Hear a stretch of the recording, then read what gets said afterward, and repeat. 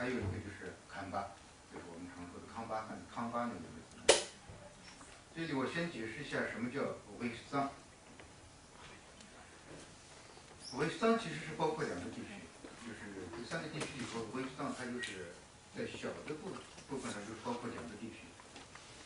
这里头的“维”这个字是在藏语里头是中间、中部的意思，或者是核心的意思。那就显而易见，指的就是这个今天的这个拉萨地区以及拉萨周边，比方说山南地区、云芝地区，这个呢，在从历史上到现在是这个西藏地理和历史上的一个这个政治力量比较强的一个地区，所以它这个“维”就是中心或者核心的意思。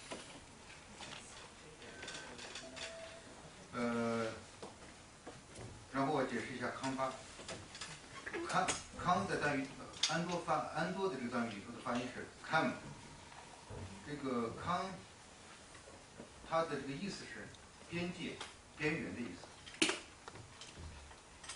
指的是今天的这个西藏的昌都，然后青海的玉树，还有这个云南的这个香格里拉，还有这个四川的这个甘孜，基本上指的是这四个地方。这个四个地方其实有一个很大的特点，就是它其实就是处在这个澜沧江的流域，就是沿着澜沧江所处的几个地方，这就是康区。然后第三个就是安多，安多也是我和这个我们的导演王乃德先生的老家故乡。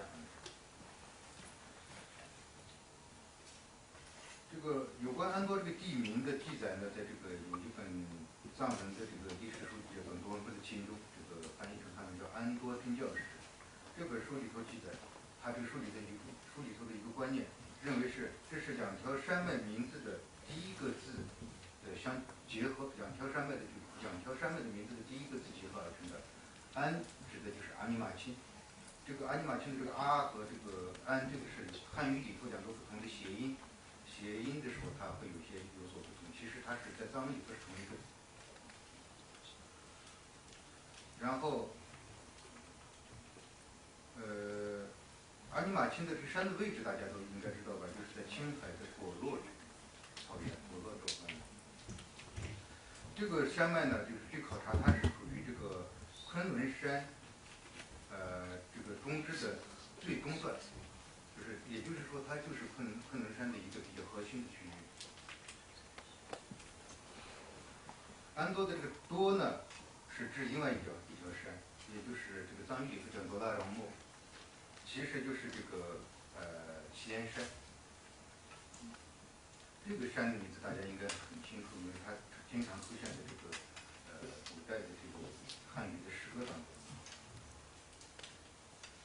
从昆仑山到祁连山这个中间呢，从现在的这种地理位置认定的话，它包括这么几个地方，就是青海省的海东地区，还有包括青海的几个州，比方说海西、海北、海南、黄南、果洛这些个藏族自治州，还有这个甘肃省的甘南藏族自治州，还有他们的天竺县，还有四川省的这个阿坝藏族自治州，还有这个甘孜藏族自治州的色达县这些地方。这时候我想谈到我自己的一个观念，就是关于这个安多这两个字。这个祁连山大家都知道，这个说它这个祁连，这是一个古代民族，就是匈奴这个民族的语言。这个语里头说是祁连是天的意思，就是我们看到的这个天空天的意思。所以祁连山就是天山的意思。我发现了一个这样的一个就是在汉语里头有一种非常有意思的一个现象啊，我想在这个地方想给大家提。在汉语里头呢，有一种词叫做吸音词。吸音词就是把一个字拆成两个字名，就是把一个单音节的字分成两个双音节的字去发音。这种现象的出现是什么原因？这个几乎查不到任何资料，但是有一些专家说，它可能是少数民族这学习汉语的时候，为了记录的方便，所以就出现了这种，就是把一个字分成2个字的这种念法。我发现这个现在这个有吸音字也会有合音字，有些字就是把2个字合成1个字念，这种现象也会有。在这里呢，我就给大家举例说一下这个吸音字是什么样子的啊。这个吸音字呢，在汉语的方言里头很多，不论是这个北方的方言还是南方的方言都会有。它这个吸音字呢，特别有点像这个现在我们用的这个汉语拼音，就是我刚才说的把这个单音字分成双音字，其实就是把拼音里头的声母和韵母分开，不直接去发这个字的音，而是把这个字发成两个音。比方说我们常说的窟窿，其实就是一个吸音字，它就是孔。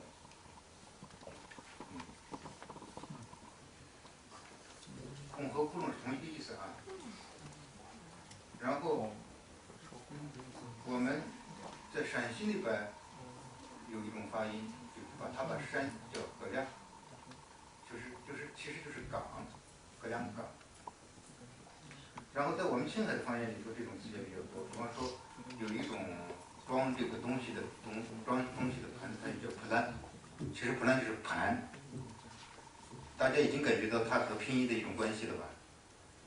比方说还有这个青海有一种吃的这个食品，它是一种饼，然后这个饼中间有一个洞，这种饼在青海的汉语里头叫圈。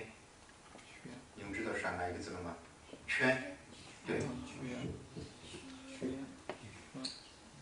我举这些例子的这个目的是，我想解释祁连这个词。祁连刚才说是在匈奴语中是天的意思，但是我发现它可能是跟天关系是有关系，但是不是天这个直接这个词，它是祁连，我发现它是钱，对不对？那么这个钱是哪一个字呢？我认为是乾坤的乾。乾坤的乾其实在汉语里头有天的意思。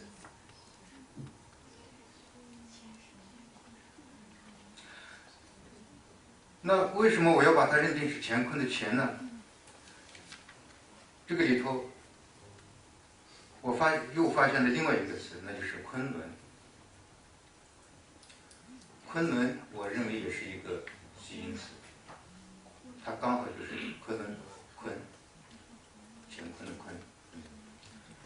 所以就是安多这2个字的这2座山，分别就是昆仑山和祁连山，在汉语里头的意思是天地，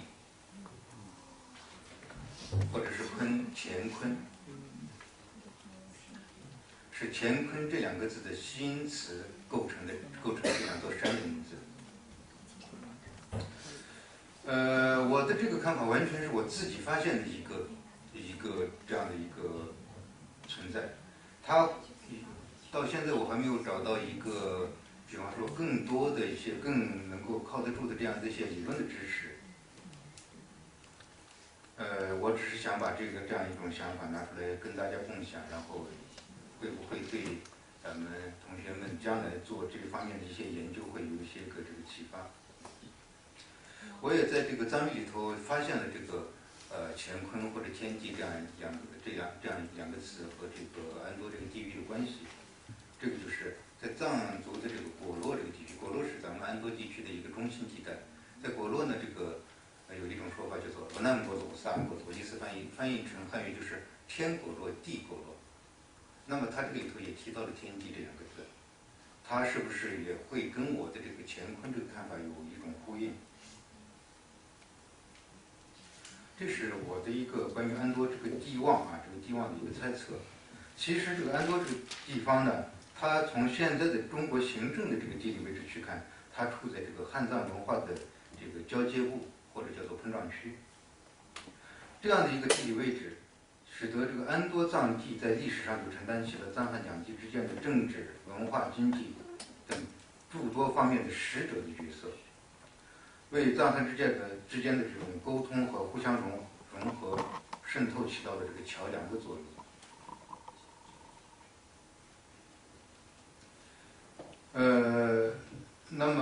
这个就跟翻译这两个字就有了关系了，就是它是怎么样起到这些作用的。其实从简单的一个方面去看，其实就是翻译。那么下面我就要谈到这个安多这个地方和藏汉或者汉藏翻译之间有什么样的一种关系。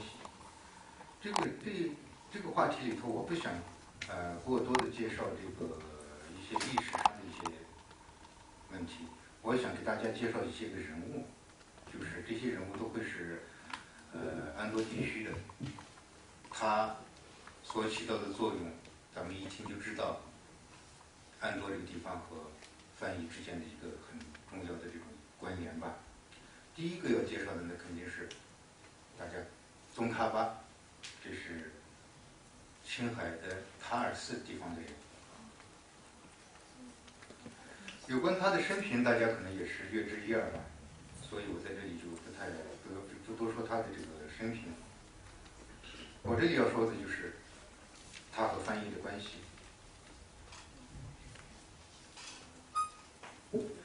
他这个宗喀巴大师一生做的最伟大的一件事情，就是他创立了这个藏传佛教的格鲁派，也就是我们经常把它叫黄教啊。黄教这种教法受到了很多这个藏族的学者的这个应该说是就是他们认为这种教法非常不妥，所以就是我们尽量不用黄教这个词，它是格鲁派。格鲁这个词，这个简单的解释就是学佛的人要遵循的规矩这么个意思，就是可以把它翻译成简单的翻译成就是我们学校的制度纪律，就跟这些词非常相似。它为什么是这样一个词呢？就是藏传佛教传入到西藏之后，由于这种对佛教的这种理论的理解不一样，所以就是出现了很多的这种修炼佛法方面的一些个混乱的现象。特别是就是讲求顿悟，就是一下顿悟是什么意思呢？就是这个人头一天是个人，第二天一下就成佛了，他是讲求这个东西。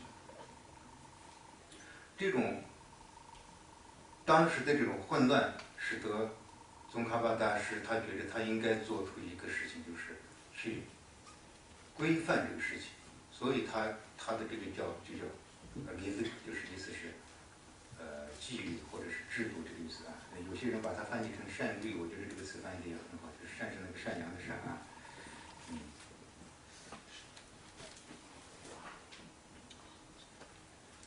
这个宗喀巴大师他这个规范佛教的时候，他依据的这个一些理论是就是这个藏地非常大的这个传教士阿底峡的这个一些理论，他是在这个理论的这个基础上，他书写了一部这个大的著作，大家都可能知道，就是翻译成汉文叫做《菩提道次第广论》。这是一位大师，他的翻译不是我刚才说到的这种藏汉和汉藏翻译，他的翻译还是多半是对这个已经翻译出来的一些个印度的这样的一些译文的一些规范，他做了很多大量的这样的一些工作。宗喀巴大师之后，我想介绍的一个重要的人物叫张家活佛。张家活佛藏语叫想家，这个有人翻译成灰色的有树，但也有人说是可能是这个张家，就是汉语里头这个姓张的人家张家的一个谐音。张家这两个字不好记，我看到几个记载说是，所以这个他跟这个清的皇上来往的时候，这个由皇上改成了张家，现在是文章的章，嘉奖的那个嘉，张家活佛。这个张家活佛是藏传佛教格鲁派的一个非常重要的这个活佛的转世系统。所以呢，这里我所说的这个张家活佛，并不单单是一位，我这里要说的可能是2、3位，但是我现在介绍一位是根据这个我们的这种转世理论，就藏传佛教的转世理论的话，他就是一个人。这个里头我主要的提到就是2世张家，他是安多人，这个说是它是有土族的血统，土族是我们青海的一种独有的民族，叫土族。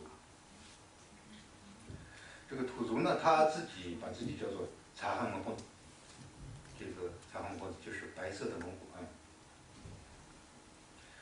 他的语言呢，就是有很多是跟这个蒙古语是相通的。这个张家国父呢，20岁的时候就去了西藏，他是这个师从这个第5世达赖喇嘛罗桑嘉措。这个之后呢，他一直在西藏游学，一直到了42岁，也就是他20岁去的西藏，然后42岁的时候被自己的母寺，就是他这个寺院，也就是青海的右宁寺，把他召回到青海。他这个时候已经有非常高的佛学的学养，然后呢，他又通晓这个蒙古语，还有他自己的这个土语，还有安多的藏语，还有他西藏的藏语，他非常的精通。因为他这种语言上的能力，当他回来不久啊，就被这个清政府把他召回去了。召回去之后让他干什么呢？就是让他去到蒙古去调节这个内蒙古的这个部落之间的这个矛盾。他呢受了这个命之后，到了内蒙古，以他的这种威望和盛名和极高妙的这种佛学的学养，这个说服了当时已经信了这个藏传佛教的这个蒙古族的各部族，使他们言归于好，达成了这个和平相处的这种协议。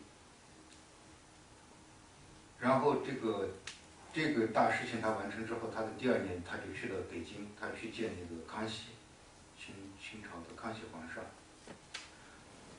康熙受到了康熙皇上的这个非常的看重，给他赐的国师这么一个称号，就是他是这个清朝的国师。然后他做的一个事情就是把刚才我提到的甘珠尔翻译成蒙古文。这个康熙皇上也是拜他为师，学习藏文。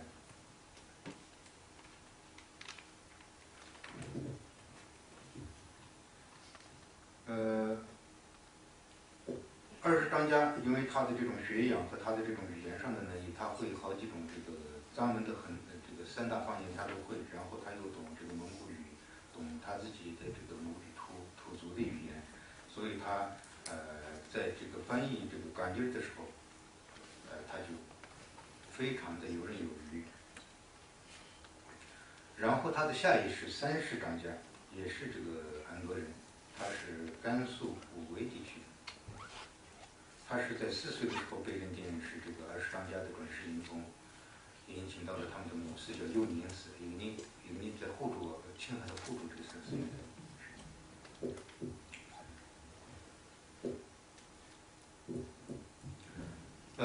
在他7岁的时候，就是在青海发生了一件事情。这个事情其实大家可能也听说过，叫做洛布藏丹津反清事件，就是蒙古族的一个王爷，他开始跟清廷吧，跟清朝对抗，是这样的一个事情。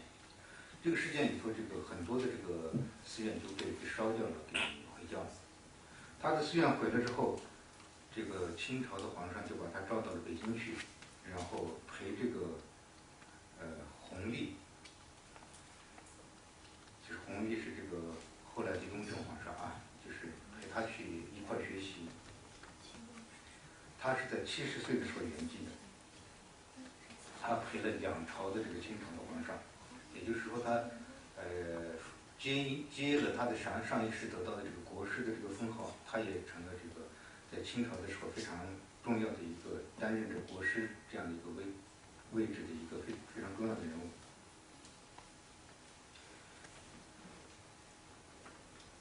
他做的一个事情是，就是把这个他的上一世没有翻译完成的甘珠尔接续的翻译。他在翻译的时候，他还写了一本书，叫做《四体合璧清文鉴》。他还写了一本书，叫做《贤者之源》。贤者之源其实应该说是藏族最早的一部部这个翻译理论方面的书籍，他在这个里头提到了很多的这个翻译里要注意的一些事情。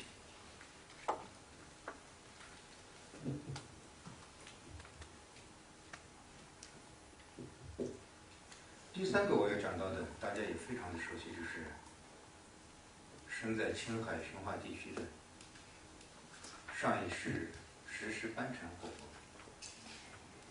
石狮班禅活佛的这个著作呢，是由就是在前几年由这个青海民族出版社出版，一共是3卷，150万字。这本书的名字叫做《石狮班禅佛学文集》。这个文集里头收录了这个班禅大师有关佛学方面的专著论著，同时也兼收了他跟一些人的这个书信来往啊，这样一些，还有他随时写的一些个诗律这样的一些东西。文集反映了石狮班禅大师这个佛学思想的精髓，是一部研究藏传佛教深奥教义、解释藏传佛教佛教文化内涵、诠释藏传佛教理论体系和价值观念的一个巨著。石狮班禅大师，他的汉语是他自学的，他有关学汉语的这种记载，在这个很多这个资料里头很多，说他可以把新华字典倒背如流。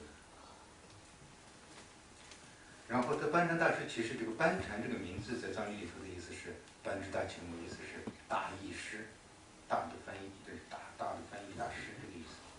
他在有生之年非常支持这个藏汉或者汉藏翻译的这个工作，然后在他在世时期，很多这个藏汉族的名著被翻译成了藏文，比方说这个《三国演义》《水浒传》，这些都是在他在的时期翻译。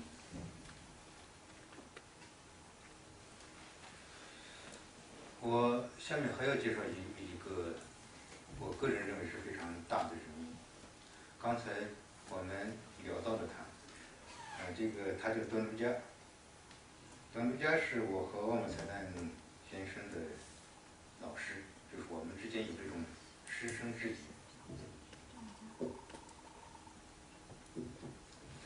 端珠嘉先生呢，在藏族的当代历史上有着非常高的声誉，被誉为藏族当代文学的旗帜。他是安多尖扎县的人。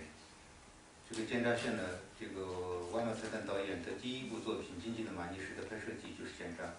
他的最近完成的一部电影《五彩神剑》拍摄地也是尖扎。旺木才旦先生曾经说过，他第一部电影为什么要选择尖扎拍摄？他向他的这位伟大的老师表达一个敬意。的确，在这个说一个题外话，端珠嘉先生对我还有旺木才旦先生我们的这个影响是非常的深。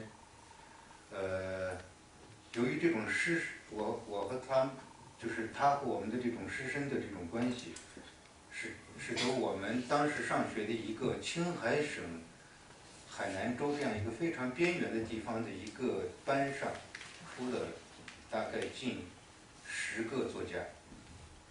这个去年青海有一个文学杂志叫《青海湖》，他出了一个青海中青年作家作品选集，一共选了7个人，4个是我们班的。我之所以说这个话，其实就是一个人一生碰到一个老师，可能是非常重要的事情。所以我要介绍的这位老师，就是我们有过师生制宜的这样一个老师。他是在这个。他是中央民族学院，也就是现在的中央民族大学毕业的。他从事过这个，跟我曾经也应该是这种，就是工作之后也是一种师徒这种关系吧。他刚刚工作是在青海人民广播电台，我刚刚参加工作也是在青海人民广播电台。当然，我参加工作的时候他已经不在了，他已经去世了。他的很小，20多岁的时候已经在这个藏族的文坛崭露头角。他去世，他这个1981年就出过一本书。那时候藏族的作家出一本书是非常难的，这本书叫做《晨曦集》，晨曦就是早上晨曦的那个意思，晨曦集。这个书里头呢收了他的诗歌、散文，还有他翻译的一些就汉译藏的很多的作品。他这个在中央民大读硕士毕业的时候，他的这个毕业论文是藏族道歌缘由。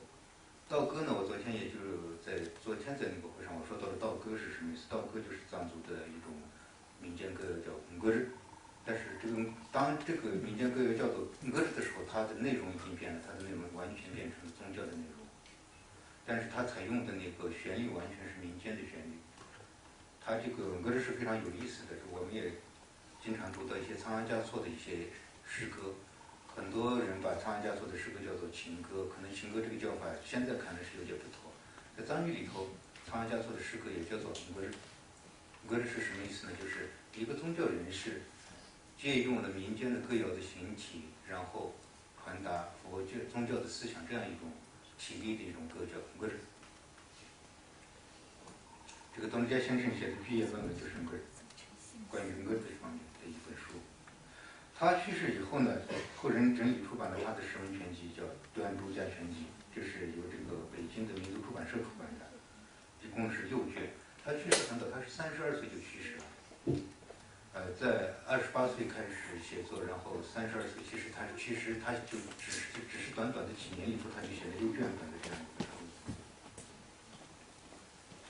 他的这种文学成就和他的学术上的造诣呢，受到了这个本民族学者的高度评价。有人认为东之家是当代少有的有天分的藏族作家和学者，至今用藏文写作的这个这是有个人的说法，他说用藏文写作的藏族文人仍无出其右者，这是一个学者的一个说法啊。这个东之家的最大的一个成就，我认为就是他是藏族当代自由体诗歌的发展者，也就是说，在他之前，藏族的作家们还没有意识到用这个藏文去写这个自由体的这种诗歌。他在小说方面的这个成就也是非常大。他的小说有一本汉译本就是我翻译的，然后这书名就叫做《端之家经典小说选译》。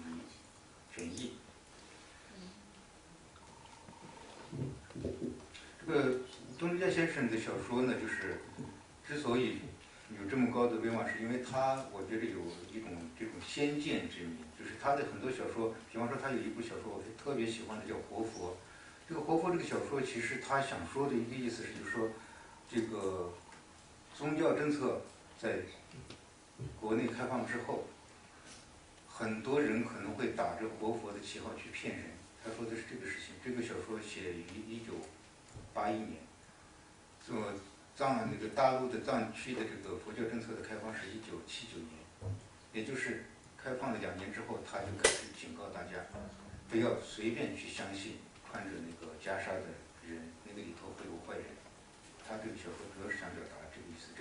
这篇小说写得非常的棒，里头充满了那种青海，也就是这个瓦玛才旦先生拍电影的那个区域的那种农业风景，写得非常的优美。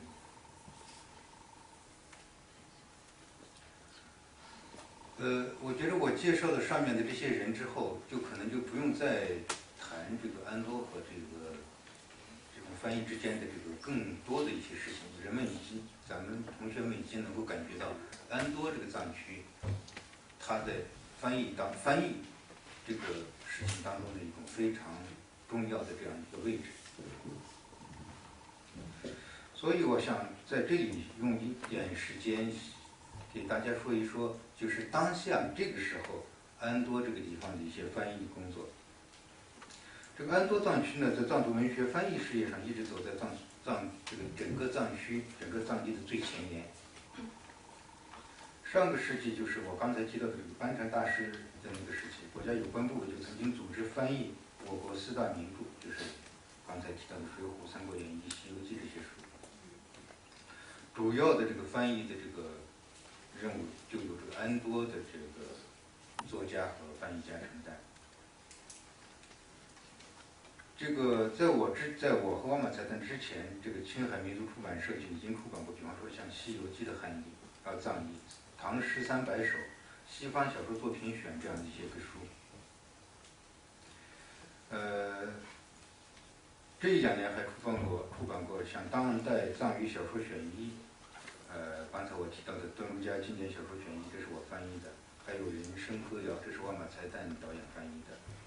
我还重新翻译过一本仓央嘉措诗歌新译，是我重新翻译的原因是因为之前我们的前辈翻译的时候，由于他对这个藏文当中一些俗语、一些方言的不了解，有很多的那种错愕的翻译，所以我觉得有必要重新翻译，所以我还翻译过仓央嘉措的这个诗歌的新译，是花城出版社出的一本书。在这个期间呢，就涌现出了很多的这个藏族的翻译家，包括比方说像今天在座的万马才旦先生，还有久米多杰、达洛、华马冷志等等这样的一些个年轻的，生于这个60年代末到70年代中期的这样的一些作家和翻译家，就是在这个时期出现的。整个安多地区的这个翻译力量非常的强大。这个去年西藏社科院、西藏社会科学院启动了一个格萨尔的一个翻译的这样一个工程。然后他由于比较有钱嘛，西藏一直比我们有钱，然后他就从全国找的翻译，他可能是最后是找到了8个翻译，我记得6个是青海安多人。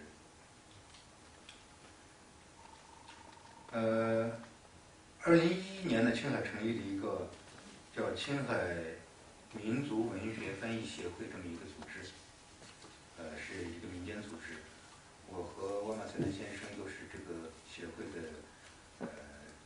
就是鲁院的，担任副主席，我们2个人。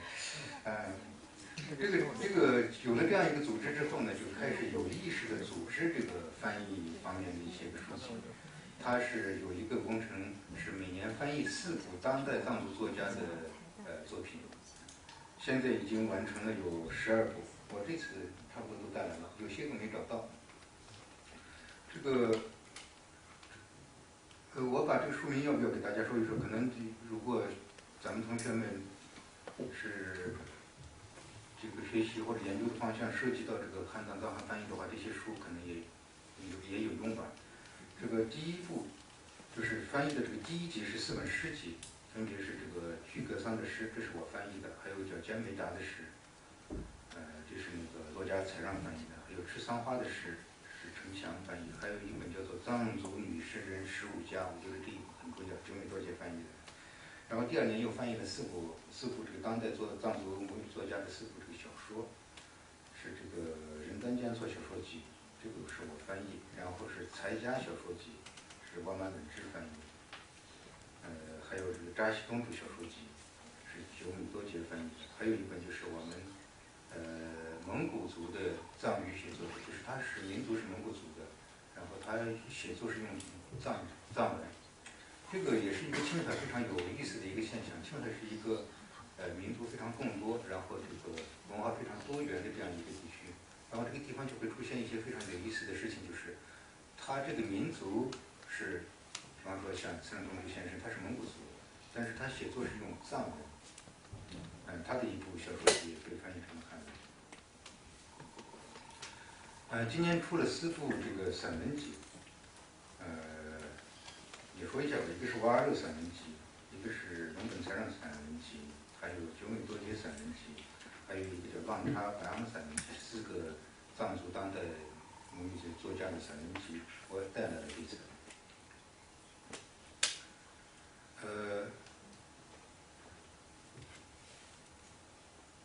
这个与此同时呢，这个翻译协会也鼓励这个他这协会的这些翻译的这个翻译家们在自己承担一些这个翻译的这样一些任务。就我知道的，现在有这个久米多杰先生翻译了这个那个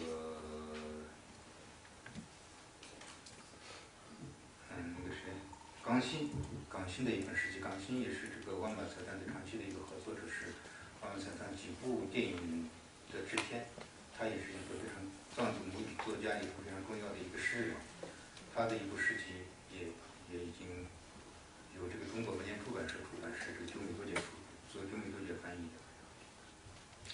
这个为了鼓励这样的一个就是翻译的工作吧，他这个协会还设立了一个奖，叫野牦牛奖。这个野牦牛奖呢是奖金是这个当然不敢在这里胡说，但是在我们青海那样一个边远的落后的一个地方，它这个奖金达到了人民币是1万元，其实在青海已经是很高的了，也就是说排在第1位上，所以他用这样的一种经济的办法，也是鼓励这样的一个事业吧。今年这个协会还完成了一部书，是这个中国当代少数民族翻译作品选的藏族卷，这个我也给你们带来了。这个字数也比较多，是80万字的一本书。这个书有一点意思的是，就是我们接到这个任务之后，没有简单的就是把现在目前已经翻译出来的一些作品搜罗起来之后，把它编成一本书，同时做了一些补充的工作。这个补充工作是这样做的，就是我们认为值得翻译的一些作品，我们组织这个翻译力量去翻译，这是第一个。第二个工作就是，在编辑这本书的同时，我们完成了这个就是30年来，我指的这个30年是指的是1978年这个时间以后的一个时间，在中国叫做改革开放以后这个时间以后的翻译的作品，做了一个建档的这么一个工作，就是鉴定档案的这么一个工作，就是重新把它做成电子版，重新录入，做了这样的一个工作。这个工作也是在借这个中国当代少数民族文学翻译作品选这样一个工作的这个同时完成的。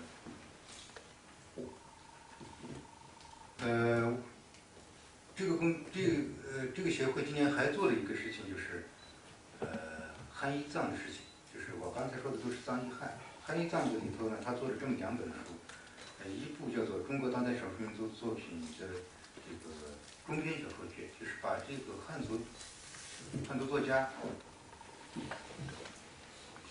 近2年完成的很多的这个经过选本，就是比方说大陆有这样一种现象，比方说有很多的杂志发表的东西，会有小说选刊或者小说月报这样一个杂志，从很多的杂志里头选一些他们认为好的东西，然后集成一个集子出版。这个可能在这边会涉及到关于版权这样的一些事情，但是在大陆这个事情还会受到非常好的一个声誉，因为备选是一种荣耀嘛，然后就是这些杂志频频备选的一些个作品被收集在一起，完成了2个卷本，一个是中篇小说卷，一个是诗歌卷，也是由这个协会完成的。我作为这个协会的一员，也是这2年开始做这个格萨尔史诗的翻译工作。我目前完成了2部史诗，正在出版当中。可能同学们如果有用，我把书名也说一下。一部叫做《敦氏寓言社记》，敦是那个敦煌的那个敦。敦氏寓言社记这本书是格萨尔的前传，就是格萨尔没有出生前他的父辈们的一个故事的这样一本书，所以在整个格萨尔的体系里头，把它列为第1部。然后我还完成了一部叫做《白如山羊宗》这么一本书，这个书就是说的是这个格萨尔攻打这个白如有一个叫白如的国家，然后把这个白如的山羊抢回来的这么一个故事。就说这么多吧。好，谢谢大家。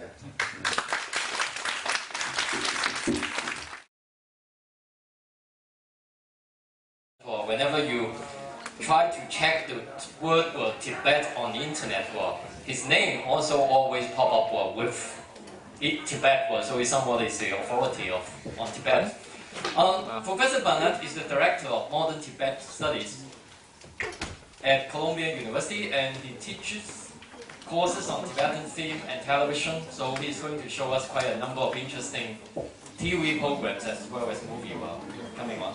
And contemporary culture, history, oral history, and other subjects. His most recent books are Tibetan Modernities, Notes from the Field, as well as Lhasa, Swiss with Memories. That would be a really kind of, I've read some of it, I haven't finished it. It's really interesting kind of personal observations of his journey in Tibet. His articles also include studies of modern Tibetan history, post-1950 leaders in Tibet, Tibetan cinema and TV, women and politics in Tibet, and contemporary kind of religious rituals. Let's have our warmest welcome to Professor Barnett.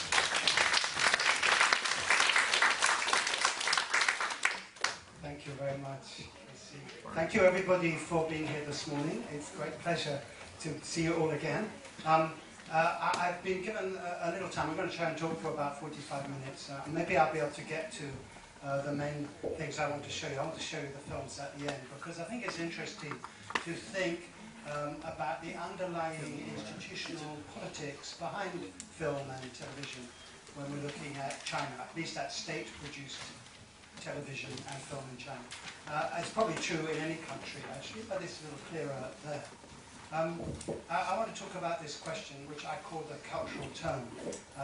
I want to make us think about a particular question that I'm going to try and answer in a slightly unorthodox way. My question is based on the basic chronology of unrest in Tibet in the modern time. The unrest in the post-Mao period really emerges in Tibet.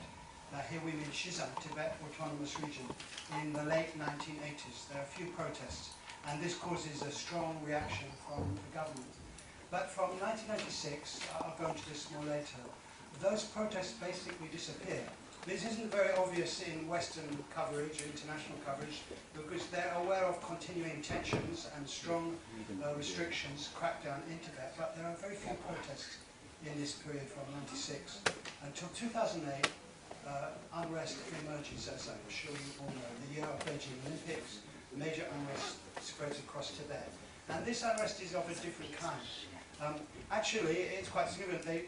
Those protests were not calling for independence. Milder demands, they're more about the return of the Dalai Lama.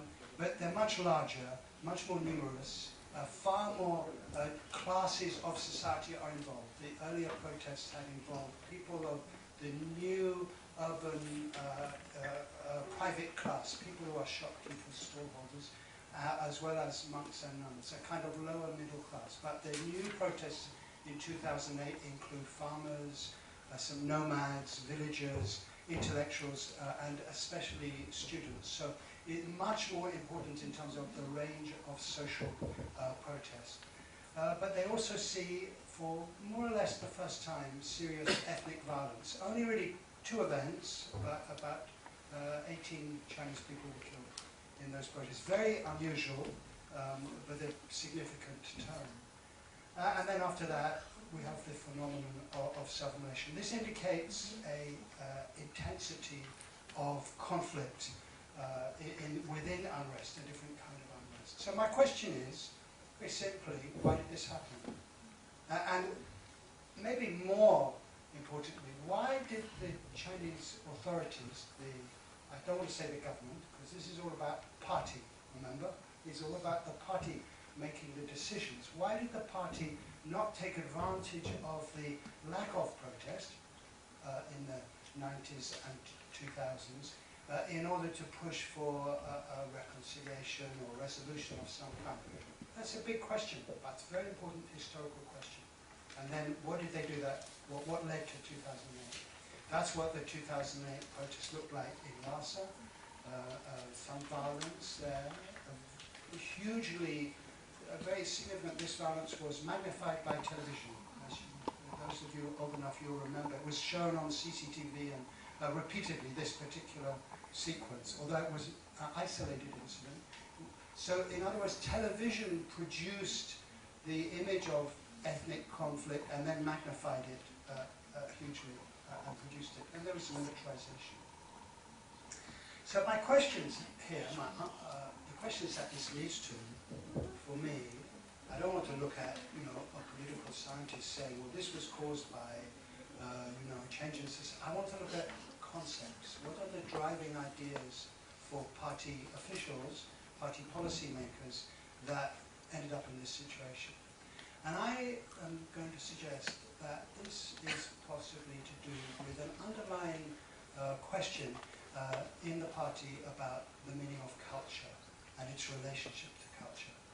And as soon as I think of it in those terms, then I'm throwing us back to a long history, a history of about 150 years of socialist thinking about the cultural question. And that in turn relates to a history of crises within socialist states and socialist movements concerning the cultural question. And so I'm prompted to ask, does the basic structure of Marxist thought, does it inevitably involve recurrent collapses, internal conflicts, and external conflict as well, because of the cultural question? I'll try and explain this in a minute, but while we're thinking about that, let's take a little detour to do some basic geography. We always have to do this. Where is Tibet? What is the area we're talking about? And the other areas that are the centers for unrest at the moment, at least the inland unrest. Well, these three areas, the Tibetan Plateau, Xinjiang, and Inner Mongolia, that lie between China, traditional Chinese heartlands, India, Russia, and Central Asia. They're about a third the size of Russia. They're a very, very significant area in terms of size. That's what the Tibet Autonomous Region looks like if we look at a map of Asia. And there, if we add the eastern Tibetan areas that you have just been hearing about from Rinchen, Amdo, and Kham, and in those two areas, if we look at them in terms of territory, they're about 26% of Chinese territory, a quarter, by land mass. And then if we add there the area of Xinjiang and the area of Inner Mongolia, the three areas that have these rather distinctive histories within the PRC, and that seem to be the sources of peripheral anxiety for the leadership, these are about 55% of Chinese territory, so very large. There's another map we can make, which I've made. I've never seen it done by anyone else, but I think we always need to think culture. And this is a kind of rough cultural mapping of what it would look like if we made a map showing the areas that, say, before the PRC, until quite recently, where populations traditionally looked to Lhasa as their cultural religious center. So Tibetan Buddhist areas. So here we can see, of course, the Tibet area in the south, and then below that the foothills of the Himalayas, Nepal, Sikkim, Bhutan, and also Ladakh, which is a Tibetanized area of India. And then up in the north, Mongolia, and north of Mongolia, the southern areas of Siberia that are Mongolian populations who became Tibetan Buddhists roughly in the 16th, 17th century. And right over there, does anyone know what that enclave is over there? I think it says, I've cleverly hidden it so you don't know. It's Kalmykia. Kalmykia is a republic within Russia, was a republic within the Soviet Union, stayed within Russia after 1991. It's a Tibetan Buddhist republic within Russia. Mongolians who migrated from Mongolia through Xinjiang and Kazakhstan into southern Russia in the 17th century. 50% of them still Tibetan Buddhists. So a very, very interesting phenomenon. And so Tibetan Buddhism as a civilizational geographic force much larger than we might think of. We can make similar comments about it. Historically had an important role, obviously, for Yuan and Qing emperors. It also has an important role, of course, environmentally. This is something everybody shows. All the rivers, the major rivers, or at least 9 of the major rivers of South Asia, Southeast Asia, and China, East Asia, flow from the Tibetan Plateau. So China, if you think of China as the PRC, it has water security. That means it supplies most of its water from within its own borders. But 80% of that water is from the Tibetan Plateau. And that, of course, is going to become more and more important as the global warming happens. Water supplies will change or even dry out, including on the plateau. So it's going to be very important for relations, of course, with downstream countries. And we can see other reasons why this area generally, particularly Xinjiang, is so important. This is an American government, State Department map of pipelines and gas lines, you can see just how much is going to come through from Kazakhstan through Xinjiang into China. So you just get a glimpse of strategic questions there, really major issues. And we have to remember that there have been serious conflicts. That really the biggest military challenge the PRC has faced since '49, since it was able to defeat the nationalists within its own borders, was in Tibet, that 1959 conflict. But there have been other conflicts as well. There was a kind of guerrilla war for a while in Amdo, in Khan, Sichuan, and then the CIA-backed guerrilla movement, quite small, in Nepal for a few years until the 70s. But that's still reflected in conflict now. There was the war with India in '62, but there's still disputes with India, as you know, in Ladakh. That border is disputed between China and India.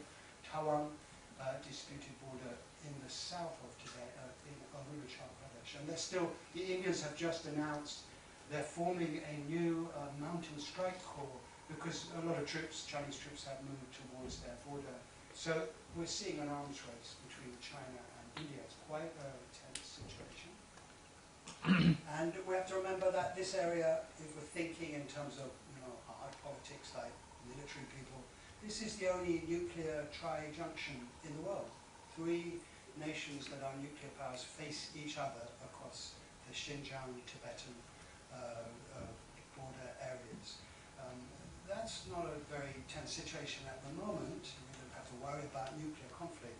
But if we're thinking about how policymakers are thinking, that's going to mean a lot to them. They're going to be very cautious, very careful, very anxious. And anxiety is not exactly a political concept, but if we think about anxiety for policymakers and we think about culture, we're starting to map out an area in the political consciousness that is very febrile, very, very hard to map, very hard to really rationalize. We're looking at a pathology that can lead to difficult decisions. So going back to my questions, coming back from the geography and strategic view, I want to go back to these questions about Marxist thought. The structures of Marxist thought, as we all know, they are basically rooted in a fundamental distinction between 2 binaries, base and superstructure, between form and content. In China, and Chinese Marxist thought is always referred to now as material and spiritual. Material civilization, spiritual civilization. And if you look at the internal documents, even in the last couple of weeks, they were still, when they're talking about ethnicity issues, they address all the material questions first, and then the spiritual questions. Spiritual does not, of course, mean religious in Marxist language in China. It means, we could call it ideological. Ideology, negative and positive, means how we think, how we construct ideas. And of course, in normal non-party documents, this is expressed in terms of economic versus culture. That is the economic progress policies and cultural policies. Culture will include religion. So this division, I think we can look at this division as the fundamental driving force of Marxist analysis. And we can look at it as an extraordinarily persuasive shape of argument in modern history. When we say how were the Marxist movement, socialist movements able to have such transformative effect in world history in the 20th century. And in a way it's because of this argument. They were able to say there are 2 issues, this post-Cartesian notion. There is the issue of the superstructure ideas, and there's the issue of the economy, which is about class and equality and so on. And using this tool of thought, they were able to power these vast movements that have changed history so much in the last 100 years or more. It's been very persuasive and important, but it's also produced, as I said, these critical failures. Let's remember how it was described by Lenin in the 1920s, his final years, as he began to show a kind of nervousness about the cultural question. You can see here the word culture. This is at the point in the 1920s when he starts to move towards saying we have to have a cultural revolution. This was really a crisis produced for Lenin by the idea that the cadres were not able to understand socialism properly and the policies were not working. So you can see how a top Marxist leader, when they're faced with policy failure, one option is to turn to the internal critique of the culture, the spiritual makeup of your cadre force and of your people. And you can see here, if you have time to read those statements, that he's looking here for a radical modification in our whole outlook on socialism. We had placed the main emphasis on political struggle. Now it's changing and shifting to peaceful organizational cultural work. It did not remain peaceful for very long. This is why this turn to culture by the politicians, actually in the socialist mode, tends to move towards violence. This is Lenin starting the Cultural Revolution, an attempt to radically change your thinking, cadres, and to produce what they call proletariat theory, proletariat thought. It's an attempt to change values, and although he called it educational work, it wasn't education for very long. It becomes really a form of force. You try to change people's thinking by force. This is the deep problem for socialists when they face the question of culture, values, and so on. Can they do it without using force? So of course, the obvious example of the crisis is the Cultural Revolution that happened in the Soviet Union, and that happened in China in the 60s and 70s. These were failed attempts to take this project that he described there to its logical conclusion. And in a way, logic and logical conclusions are the problem here. That's what I'm arguing. Once you're locked into trying to change culture, to reshape culture, you're going to end up with major crises. That's really my argument. I think that this helps us to think about Tibet policy. It may also apply to Xinjiang policy and other forms of policy. I think actually it applies to Hong Kong as well. But can the party think culture? Can it think its way around the logic of there's a cultural problem, you people aren't thinking the right thought, which leads them to say, I'm going to change your thought. And then we have the problem. We can see it. I just make a little intervention. We can see it in the whole genesis of the Occupy movement, which if we're right, if the Western journalists and analysts are right, this comes out of the Article 23 attempt and then the national education attempt. These are cultural insertions into the Hong Kong agenda. This is a policymaker trying to say, you're thinking, especially you young people, these old people use this waste of time. You young people, the young successors, you're could be trouble, but you're also our future. We have to change you into a correct way of thinking. And then you get the turn to the, I don't want to use force exactly, but however you understand Article 23 as an attempt and national education. In China itself, so let's have a look at this in a little bit more detail. I want to go back to this question of what was happening in the 1980s. There were protests, as I said, in the 1980s. And there was a crackdown. And that's a hard crackdown. But I want to make an important distinction between security responses to unrest and cultural ones. This is what I've listed here: crackdown, the rhetoric of anti-Splitism, some shootings, then anti-foreign forces, kind of rhetoric we're seeing now here, martial law and so on. These are strong things. These occupy a lot of column inches in foreign newspapers and they're seen as attacks on human rights. But actually, these are not very fundamental questions. What happens to you as a community or as a people in terms of policing, military and so on, it's very visible. It's a very bad move by government. It antagonizes people. But it's not actually fundamental because it has a straight, clear response, an action response between, say, unrest, protest, which government doesn't like, and it responds with military force. It's quite intelligible. And intelligibility is very important for a government, especially a communist government which has weak legitimacy. It has a problem explaining why it's there. But this security response in the 80s, I think it made sense to people. They know there's going to be a crackdown from an authoritarian government, and indeed there was, and a number of people were arrested. But if we look at this chart of protests at that time, you can see how they begin to drop off after 1990. That's when martial law happened. So the big crackdowns with these three periods, we get a little peak in protest, and then it begins to drop off. You can see there after 91, it's really dropping off. And even the ones in 91, quite a number, but they're tiny protests. People, all these protests, except for these little blue ones, these protests are probably 5 or 6 people, usually nuns, often, sometimes monks, and very few lay people are involved. They last about a minute and a half sometimes before the police are able to round them up. So they're not major incidents.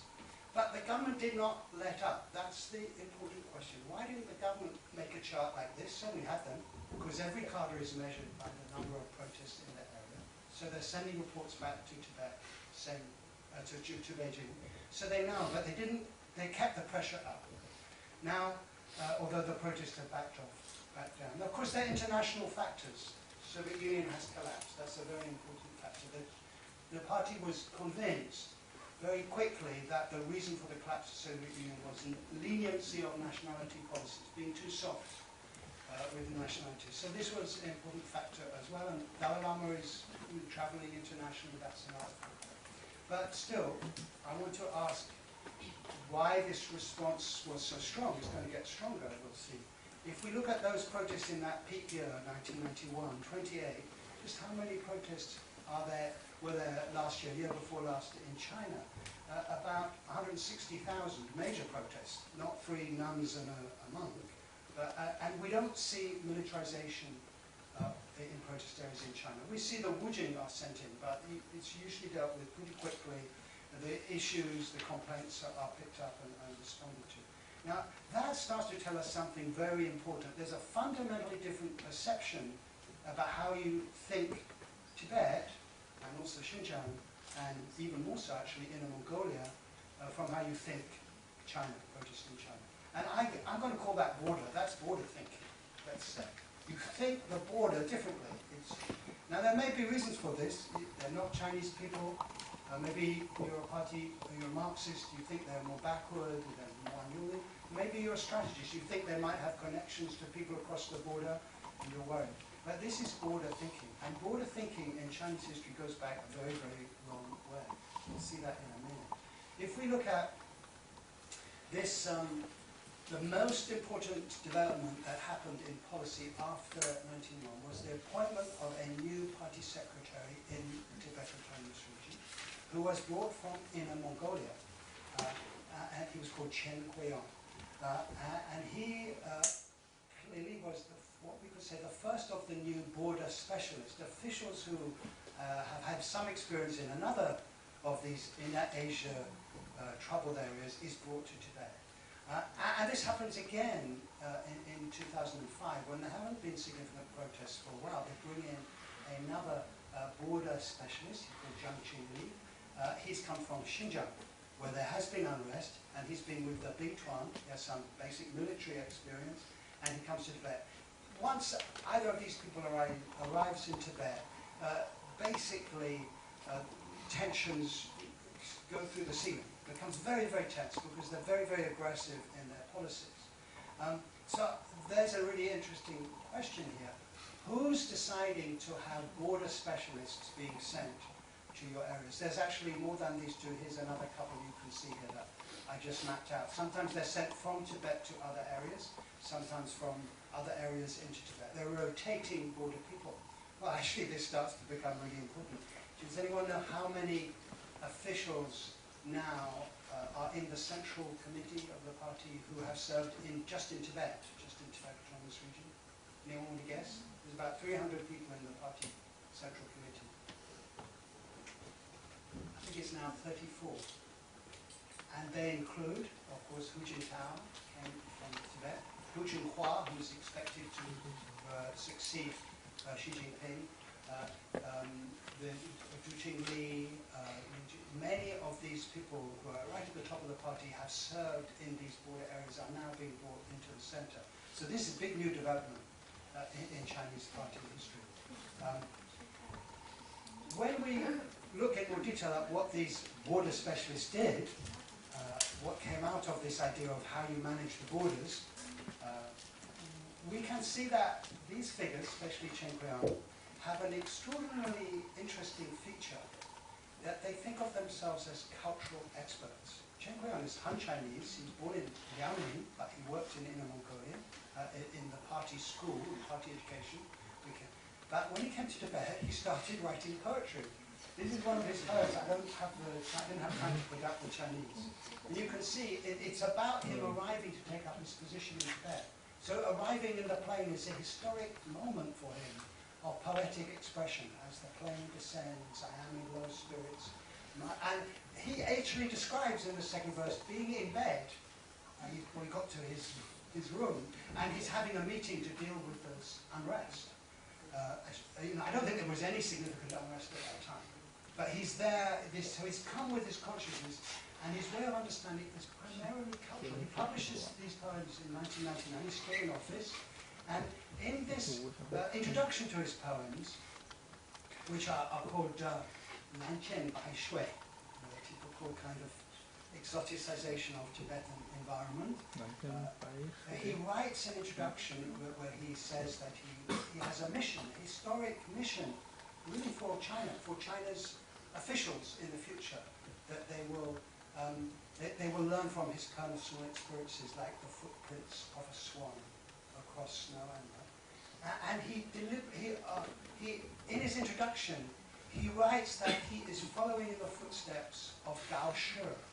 You know Gao Shi? Is it Han Dynasty? It's Han. 700s. Yeah, it's Han Dynasty. And he wasn't actually in one of these border areas, but he's famous as a borderland frontier poet official. And Chen Qian quotes him at some length in his introduction. So you can see here, there's a notion for these kind of officials of continuing a long dynastic tradition of managing the borders, and the specialist knowledge that's required for managing the borders is seen primarily as cultural. You have to understand their culture. And that's going to be very important in what's going to happen next, because the first policies that Chen Qian starts to bring in are primarily policies to do with, they look like economy, but they're really about migration. He removes the checkposts between the Tibet Autonomous Region and the neighboring provinces. He makes it easier for people to start businesses. And this transforms the pattern of migration in Tibet. Now, migration of non-Chinese into the borderland areas that we're talking about, this is, you can see that in Inner Mongolia, it's at 83% non-Mongolian. And in Xinjiang, it's on official figures, actually from 2000, it was 47%. Tibetan, 9%. That's the chronology. The Inner Mongolia movement of non-local people, Chinese, ethnic Chinese and others, begins in like 1890s. So she finally allows in 1895 or something, she wants ethnic Chinese to go to her borderland because she's worried about Russians, and she wants to secure that area. Xinjiang, it really begins, I guess, 1950s maybe, after this, the Bing Tuan is started, the soldiers are demobilized. But Tibet, it's only beginning now. It's very recent, migration to Tibet, and it's very small compared to the other areas. But we can see how it's in the Tibet case, the figures are a little deceptive because the 9% applies to the vast rural area as well of Tibet. If you look at the towns, you can see that in Lhasa Shur, which is a vast area including hundreds of miles of rural, so it is much bigger. But if you look at just the urban area, you can see already in 2000, it was actually quite significant. If you break that down by age range, you can see that actually working age people already by 2000 were a majority, at least among men, in the Lhasa urban area. But it's very rarely noticed. But it's something Tibetans So when Tibetans say we're overrun by ethnic Chinese, of course they're totally exaggerating if you think about Tibet, because there are not ethnic Chinese in the rural areas, very few. But the experience of a Tibetan living in the town will be that he feels outnumbered, because in the town there's a concentration of Chinese. This is what Chen Qian was basically driving. It's not settlement like in Xinjiang or Mongolia. These people don't get land. They just go to work for maybe 5-10 years, traders, maybe for growing vegetables, renting land from Tibetans. But it makes, again, it's significant culturally. It changes the cultural landscape in the cities and the towns. Now, so we start to see that Chen is becoming already involved in questions of culture. My demography is really a cultural intervention. And he becomes involved in a meeting in 1994 called the Third National Forum on Work in Tibet. And this meeting is really the decisive turning point in cultural policy for China in recent years with regard to Tibet. And it decides on a number of issues that are about religion, religious practice, and so on. And this is against a background in China of a larger perception in China that you don't interfere with religion anymore.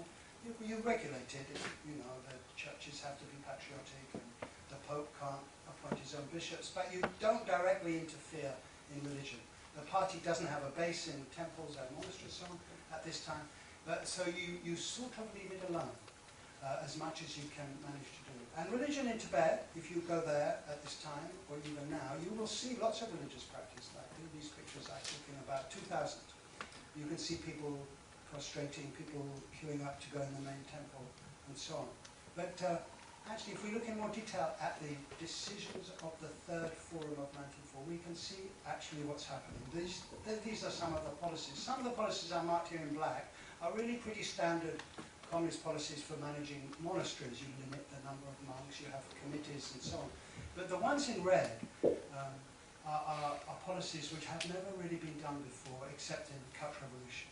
So we've got a mixture of quite management policies and strong policies of a different political kind. Let's look at those ones in red. One is ban on Dalai Lama pictures, photographs. It might sound quite mild, but of course it led very quickly to a ban on worship of the Dalai Lama. So now you're starting to be a party that says who people can pray to. And that's pretty significant if you have a public ideology which says we don't interfere in your religion, we have 5 accepted religions, Buddhism, Islam, Christianity means Protestantism, Catholicism, and so on.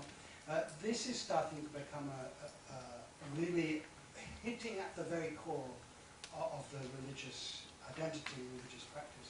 It was only ever mentioned once in public, this rule about the photographs. This is in the front page of the paper. I saw it actually in Qingling, strangely, in 1996. It was subsequently denied by all officials for the next nearly 20 years. It's only appeared, they only admitted it publicly finally in 2012, that they banned the photograph. It was seen as something they didn't want to say in public, but it generally happened. So you couldn't have that. But much more interestingly, in a way, they've started to bring in restrictions that applied selectively to certain parts of the population. So government employees, people who work in the Dunway, and their families, and people living in the Dunway, in the TR, it didn't apply in the other areas, not allowed religious practice if they're Buddhist. Not written down anywhere. Still not written down, still not admitted to. Students in the university in Lhasa, where I was allowed for several months, for about 6 years, a couple of months each year, until 2006. Those students not allowed to go to monasteries, any religious practice at all, if they're Tibetans. If they're Christians, it would be an issue, but very few are. So that's very interesting, because that doesn't quite make sense. It's illegal in Chinese law. You're not allowed to interfere with minority customs and practices. It's a criminal offence, actually, which may be why they didn't write it down. But it is certainly an insertion into religious practice. It happens in Xinjiang, and there it is written down. It's much more obvious in Xinjiang. But in Tibet, they're much more careful. So we're starting to see in the Third Forum before the Xinjiang developments, the testing out of new interventions in religion itself. And if you look at those photos more carefully, this is a photo of one woman in that queue, but I knew her. The people in that queue going to the temple are actually only a certain class, the class that has not been ordered to give up religion in Tibet. The people, working people, people from the countryside. She's wearing a mask. A lot of people wear a mask in Lhasa and because of the dust. She's wearing it because she can't be recognized because she works in a government unit. So that starts to be quite common. And this is my view from my window. In 2000, when I first was allowed in the university, they had a kind of special program to try to win over foreign scholars. So they let me in. I don't know how well you can see it, but you can read the Chinese. This is one of the 4 slogans that produced by the Third Forum, which are slogans against the Dalai Lama, called the Dalai, which of course is very rude to say Dalai and not Dalai Lama. There were 4 slogans. This is the main summary of the Third Forum, which was published as a 96-page book. The summary was these 4 slogans, and this one is the Dalai is the source of all turmoil. Turmoil in Tibetan society. But even more interesting, I don't know if you can, probably can't see. This is written in black, says Dalai in black. Actually, the Tibetan is spelled wrong. So, no shut. You know, it's Dalai. It's typographical politics, which I don't think we've seen in China much since the Cultural Revolution. Very, very interesting return to the old idea of marking in black who your enemy is. So, the Third Forum became an attack on the Dalai Lama as a religious figure. There'd always been attacks on the Dalai Lama for his politics. And again, that's logical, I think, to most Tibetans. Of course, government will criticize him for that. But to attack him as a religious leader, that's a very, very big step indeed. And you can see now it still continues in the newspapers in China. There's still official attacks on him from time to time. So my argument is that this is what triggered the 2008 debate. Specific conflicts, specifically the decision to interfere with worship of the Dalai Lama and to demand that every monk and nun was made to undergo Aigojuyi for 3 months, in which they had to then take an exam every day, I think, or 4 days a week for 3 months to study political patriotic education and to then sign a written document saying these 4 statements against the Dalai Lama. So this is really, when we think about Lenin and the idea of we must change culture, you can sort of see that this is a leftist way of thinking about cultural problems. So something very, very interesting has happened in Tibet. We're in China when we basically have a, shall we say, non-leftist view of culture. We allow all kinds of culture to take place in China as a whole. It's quite varied. Now there's some limitations on Western ideas, constitutions, but generally speaking, we're letting that roam fairly free. But in Tibet, we're actually inserting the party into which parts of religion you can have. You can have your Tibetan Buddhism, but not if you're a Gumbo or Shweshan, and you can't have Dalai Lama worship. And in fact, you have to denounce him. So this is a radical move. By about 1998, this policy starts to be exported to the eastern Tibetan areas. Gradually, not in a wholesale way, but monastery by monastery. That's what leads to the unrest in Tibet. I don't think there's much doubt about it. Originally, the Third Forum ideas were only meant to apply in TR. Somebody decided to export them into the eastern Tibetan areas. Why is that significant? Because here you can see the protests in the 1980s were only around Lhasa, almost entirely. 2008 protests completely cover the eastern Tibetan area, as well as Lhasa. In other words, in that period, China lost the, I can't say support, it lost the ability, the willingness of Eastern Tibetans to accept Chinese rule. Of course, not all of them, but a significant number. It lost Eastern Tibet. That's a huge issue. More than half of Tibetans live in the eastern area. And there were no major protests there in the 1980s or 1990s. So the something turned people, made these people very upset, and I think it's this Dalai policy there. It's not policies about security, it's not policies about economics, those are also contentious, I think it's that, and the self-immolations. And there's the self-immolations, mostly in eastern Tibet. In other words, when you lose the support of an area that has basically benefited from, say, a general China policy of relative relaxation in the 80s and 90s, and you suddenly push on a key issue, like worship of the Dalai Lama, nature, integrity of your culture, you can get a very serious response very fast. Why did China do this? Well, I'm going to try and remind us of what these basic theoretical issues are. If we remember the whole concept, Mao's concept of Maogun, the two forms of contradiction, I just want to plant this in your mind so that we just remember how this is driving this kind of thinking. And we imagine debates in the party, this is what they're basically debating about. He has these two concepts of contradiction developed in the 30s and then articulated in more detail in the 50s. You probably know about all of these. And they're basically divided between the antagonistic and the non-antagonistic. And this is my chart of the different implications. If it's antagonistic, you have to eliminate, that doesn't mean kill, of course, but you have to get rid of the problem. If it's non-antagonistic, you use education, or you use Laoja, or something like this. It's seen as a mistake, not a crime. Now, the important question for this analysis is who decides which is which? Once you have this binary system again, very strongly understood in Chinese political thought, who's going to decide which is which? And who's going to carry out that decision? So I'm interested in this question. I've seen it once described like this, as a circle with two circles around it, three concentric circles. The red circle is your friends, the people you absolutely are secure with their loyalty. And then the middle circle is the ones you can win over, who might be against you, but you can persuade them to be with you. And the outer circle is your antagonistic contradiction, your permanent enemies. So this is how we can map this out and how it's sometimes referred to. And if we look at that, we can see different groups that are always in the red circle at the center, peasants and soldiers and so on. And those are always in the far circle, Taiwan independence, Mongolian Xinjiang. And there's a group in the middle that move. Intellectuals, you people, sometimes they're going to want you. The whole history of party policy is really defined by where is the petty bourgeoisie, the intellectuals, at any one time on this spectrum. If you look at Yan'an, they're brought into Yan'an, they needed them. If you look at the anti-rightist movement, they don't want them anymore. And we can see, I'm going to just run through this.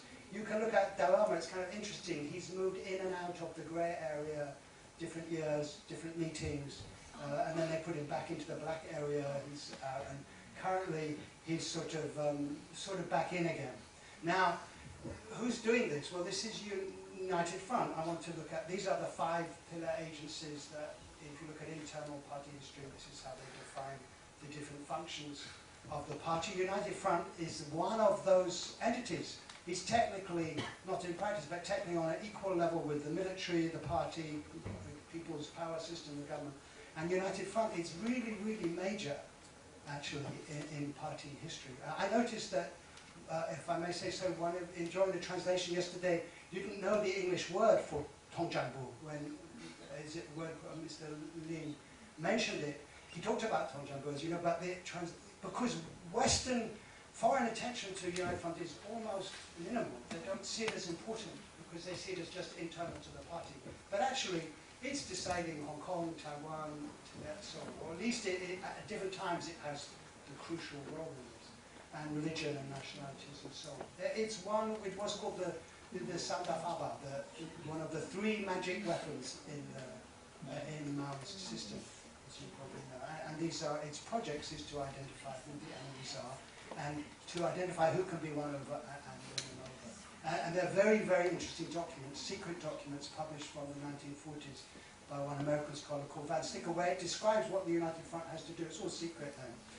And it's meant to win over people by completely non-Marxist policies. They give bribes, they give you special positions, they remove tax burdens, they say we'll allow you to keep your rents high if you're a landlord. It's all written down in these documents. and so on.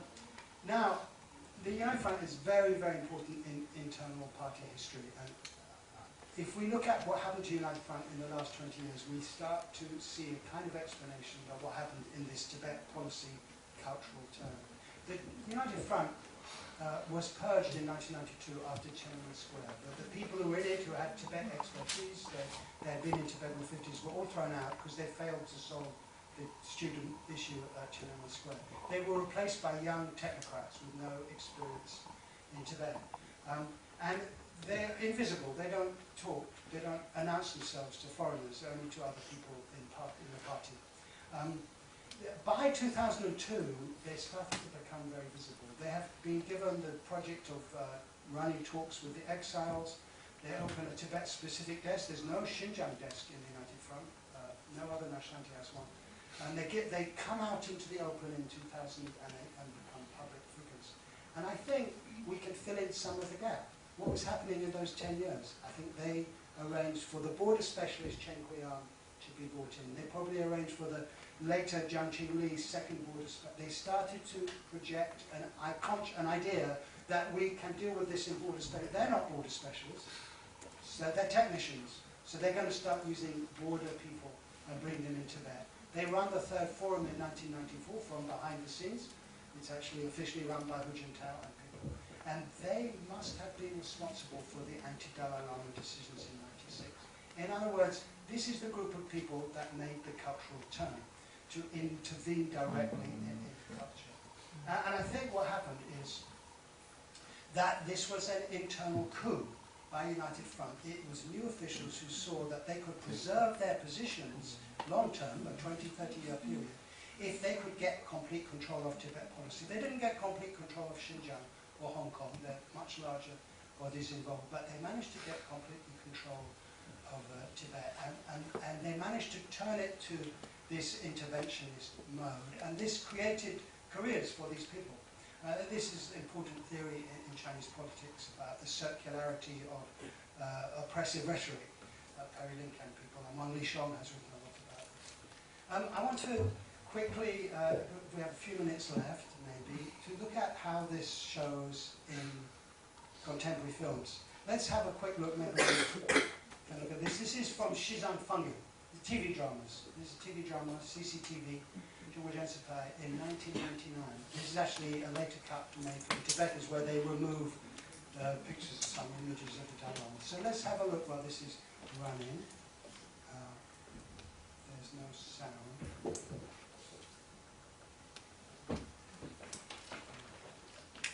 Yeah, maybe I turn the sound too much.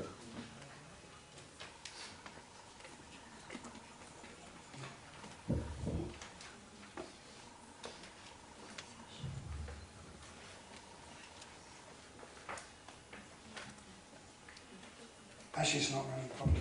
The film's not running right. Yeah, actually.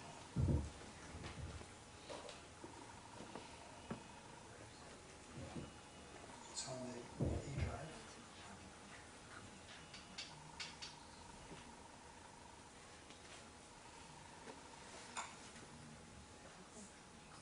Oh no, it's not on the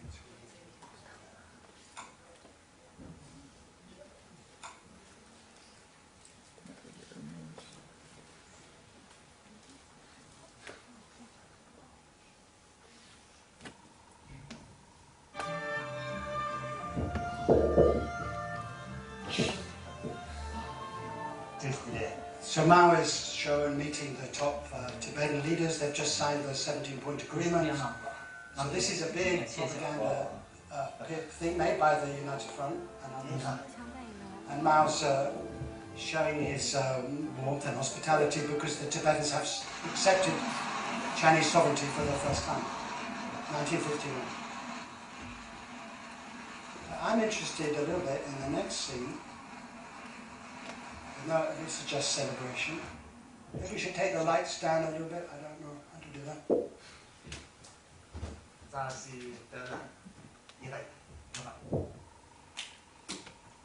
Anybody have an idea who this is? Yeah, this is Deng Xiaoping. I want you to think about this scene structurally. It's hard if I just show it to you very quickly.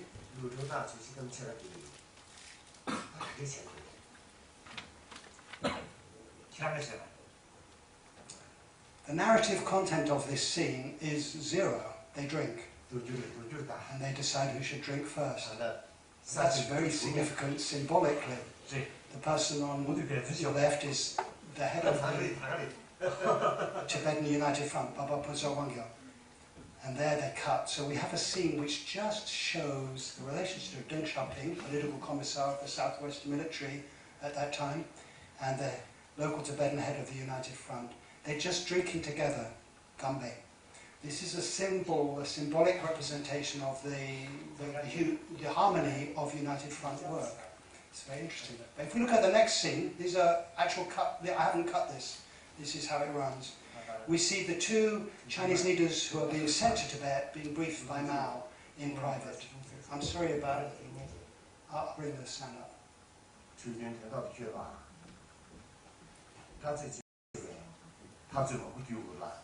Oh, it's the Tibetan version, so you can't hear much of it.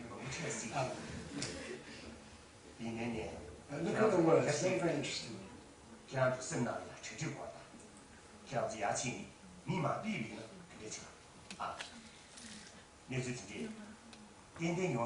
So Ms. Mao was able to predict the 59 rebellion, that's what he was claimed. Now this is the key statement of policy. You should carefully consider the questions of nationality and religion. You should think deeply, you cannot be careless at all. That's deeply interesting because that's exactly the opposite of the 1994 Third Forum policy. That policy by Mao in 1951, which he repeated many times in the 50s, is don't attack someone like the Dalai Lama, you will get rebellion. And this is broadcast by CCTV, probably funded through United Front, probably written by them, but it's the opposite of what they were doing. This is why film and television is so interesting. Let's have a look at another piece if we get this to work. I want to show quickly this little piece. This is actually a year later. I'm just going to make it a little quieter. This is Rinchen Prof. You all know the story of Rinchen Prof. Yeah, the wife of Sonsen Gampo, sometimes seen by the Chinese as the original reason for why they went to Tibet. Have a look at this. This is episode 10. She's arrived in Tibet from China. She's just meeting Sonsen Gampo.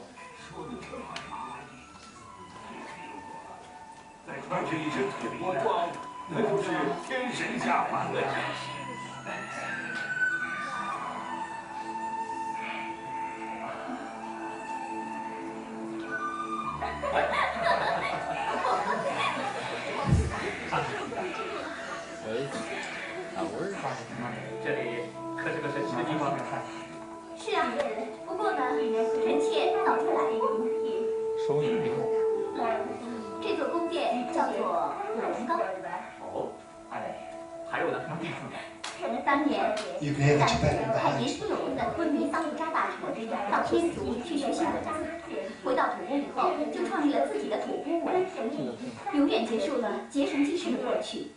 That's the translation project.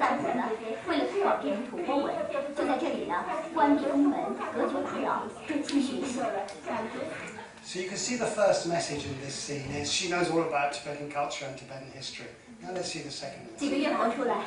就亲手书写了吐蕃的第一道文字，刻于石壁之上，昭告天下。臣妾说的可有不明之处？我的赞美。好一个聪明的公主，这些你是怎么知道的？这个呢，也是秘密。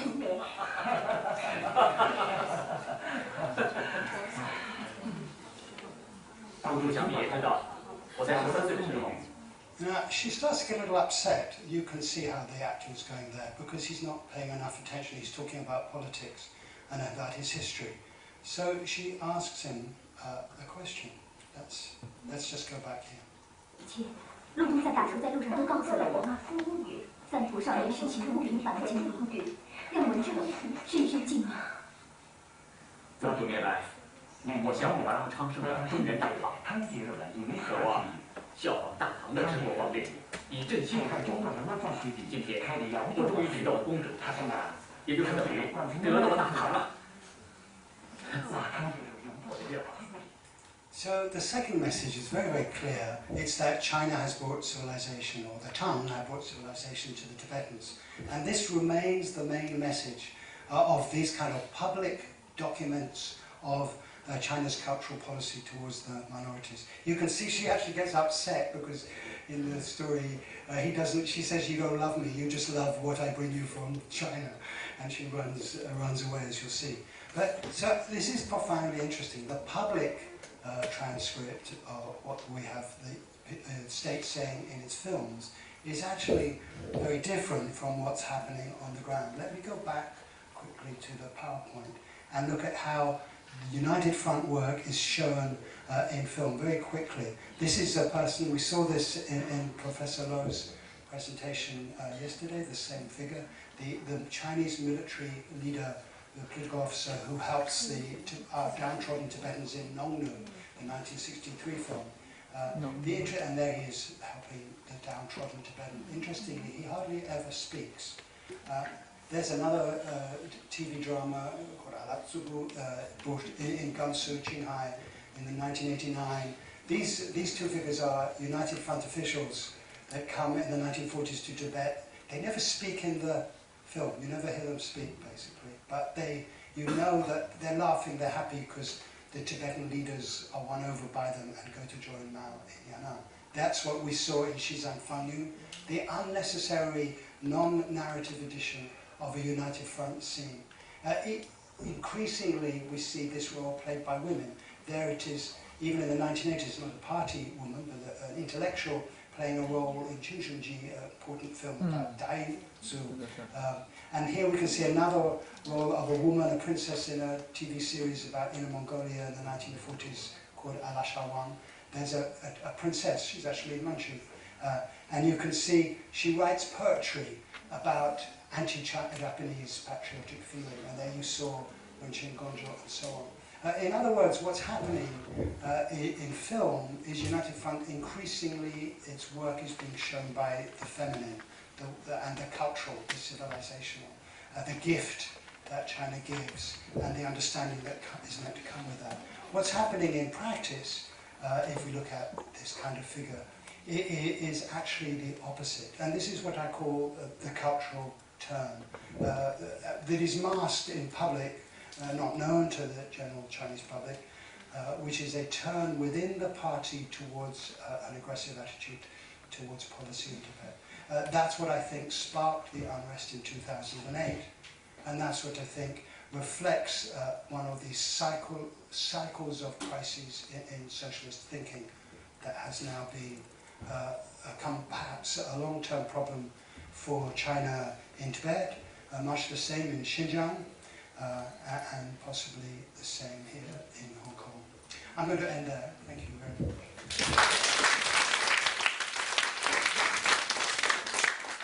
Thanks a lot for Dr. Barnett for a wonderful and thought-provoking talk. But I guess we can take one question and then because there is another class waiting outside. Any questions?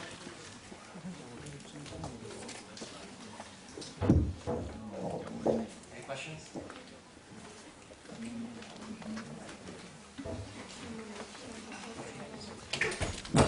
Say by constructing a new identity, by mixing and blending the whole Chinese people into the Tibetan community, it kind of solved, it's like not completely, it kind of solved the cultural conflicts raised by Huntington, like in point of political field.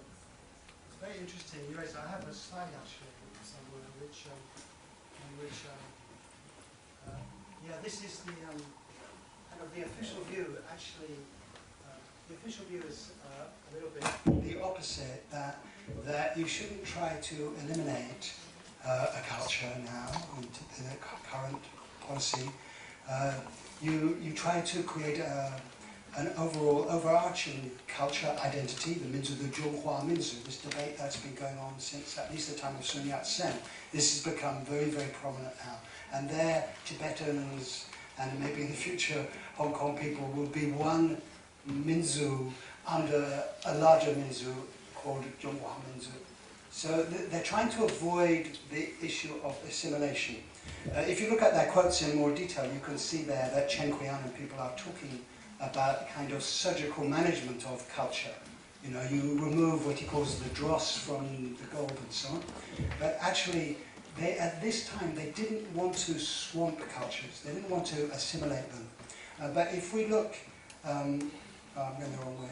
If we look, I'm just going to skip to the end. There was huge debate about this. If we look at what has happened in the last 2 weeks in China, last month, this is the Ethnic Affairs Central Conference, first one for 15 years, September 29th, I think, or very recent. Xi Jinping announces a new policy, this Wenhua Rentong. Now that's a phrase I think we haven't heard of before. This is the new policy for ethnic policies. It's not quite what you described, and it's not quite the previous policy of allowing these cultures to flourish and having interchange. It's something to do with identification. We don't know what it means yet, but it's the policy moving in the direction you're referring to, but keeping away from going as far as assimilation. And it's to do with Wenhua. It's to do with a cultural project, a new cultural management. And I would guess it will probably not work either, because the whole history of socialist policy is they find it really difficult to manage culture. I guess we must have a lot of questions, but once again, time or thanks again.